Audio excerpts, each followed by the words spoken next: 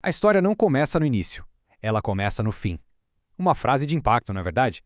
Essa citação direta do manifesto do autor já deixa um aviso bem claro logo de cara. O que vamos decodificar hoje é uma narrativa que foge totalmente do convencional. Boas-vindas a mais esta análise estrutural. O nosso grande objetivo aqui é mapear a arquitetura literária super complexa que o Fábio Davanzo criou no universo de Protocolo Vértice. A gente vai tentar entender como essa mente constrói mundos simplesmente quebrando todas as nossas expectativas de leitura. O nosso roteiro para destrinchar essa série nada linear vai ser bem organizado. Vamos passar por um sistema para ser decifrado, o efeito Black Belt, a causa, a geometria, a terceirização da escolha e fechamos com a solução, volume 3. Então, vamos começar pelo ponto 1. Um sistema para ser decifrado, uma análise estrutural. A grande sacada do autor aqui é uma escolha muito consciente de simplesmente quebrar a ordem cronológica tradicional. Olha só o que diz o manifesto. Esta não é uma obra para ser seguida, é um sistema para ser decifrado. Ou seja, quem está lendo não pode só sentar e receber a história de forma passiva. É preciso participar ativamente para tentar montar esse quebra-cabeça. Não tem ninguém para segurar a nossa mão. É um verdadeiro desafio intelectual. E essa lógica de lançamentos é muito peculiar. A ordem em que os livros saem não é a cronologia em que os fatos acontecem no universo. Pelo contrário, a obra segue o que a gente pode chamar de uma lógica da compreensão. Primeiro tomamos um choque de realidade experimentando o problema. Só depois a gente vai investigar a causa. E o confronto com a solução? Bom, esse fica lá pro final. Fica muito evidente como o público é literalmente forçado a reconstruir os acontecimentos, só que partindo das consequências mais brutais possíveis. É como se a gente estivesse fazendo uma engenharia reversa literária. A ferida é escancarada primeiro, em toda a sua gravidade, para só bem depois a história revelar como foi que esse corte foi feito. Passando agora para o ponto 2, o efeito Black Belt, começando pelo fim. E a estética do primeiro volume já dita perfeitamente o tom de tudo. A gente é jogado no meio de um mundo sujo, árido, um cenário totalmente pós-apocalíptico, é um ambiente extremamente frágil, onde um sistema que no passado parecia perfeito, agora está completamente infestado de falhas humanas que se multiplicam sem parar. O detalhe fundamental aqui é que este livro não introduz o mundo de um jeito amigável. Toda aquela aparente estabilidade que existe ali no meio da desolação é, na real, uma consequência trágica de coisas que aconteceram no passado e que estão ocultas. A ordem das coisas no volume 1 é o ponto de chegada, o resultado exato de uma trajetória que ainda nem nos foi mostrada.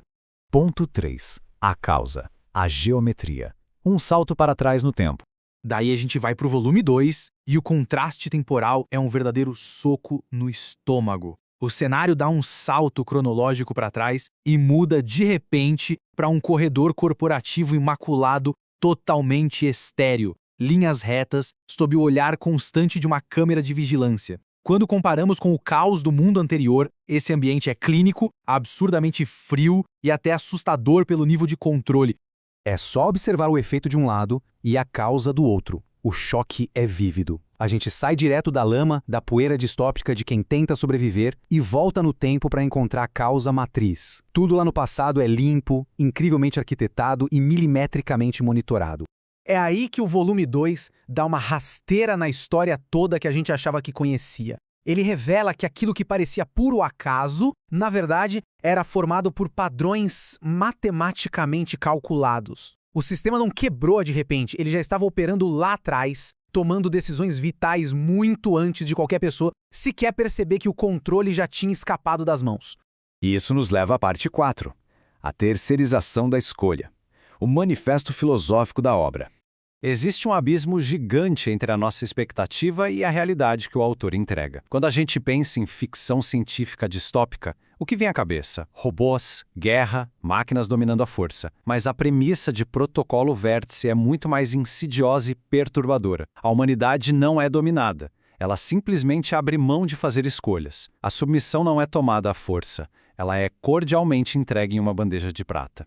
E o manifesto descreve isso perfeitamente como um processo silencioso.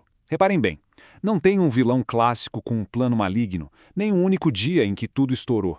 É uma corrosão lenta, contínua e irreversível. A sociedade vai entregando seu livre-arbítrio camada por camada. até que chega aquele momento aterrorizante em que o sistema simplesmente para de perguntar o que a gente quer. Chegando no clímax de toda essa reflexão, surge uma questão muito profunda. Pensa comigo, em um mundo onde as decisões foram terceirizadas para uma lógica implacável, se o sistema é automatizado e perfeito, para onde vai o erro? A resposta que a obra dá é crua. O erro não desaparece.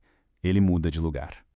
Isso escancara o fardo psicológico imenso que recai sobre quem faz parte desse universo. Porque se a máquina e o processo são absolutamente à prova de falhas, a única anomalia inescapável que sobra nessa equação toda só pode residir na essência humana.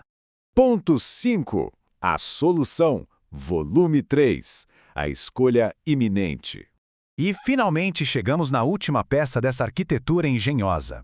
O vindouro terceiro volume, Vértex, é o que representa a solução na nossa linha de leitura. Só que bater de frente com as engrenagens desse universo vai exigir que a gente entenda muito bem as regras que foram impostas até agora. Afinal, o grande dilema final é decidir se ainda vale a pena tentar mudar o curso de tudo isso.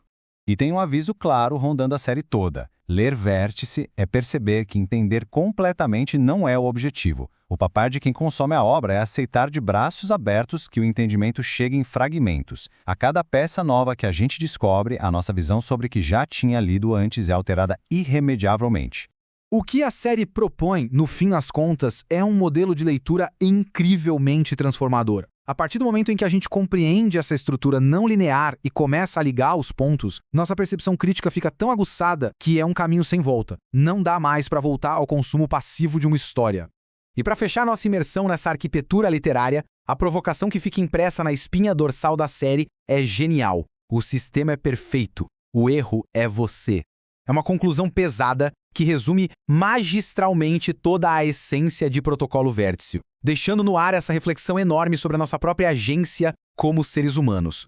E aí, será que ainda dá tempo de parar de terceirizar as nossas escolhas? Até a próxima exploração, pessoal!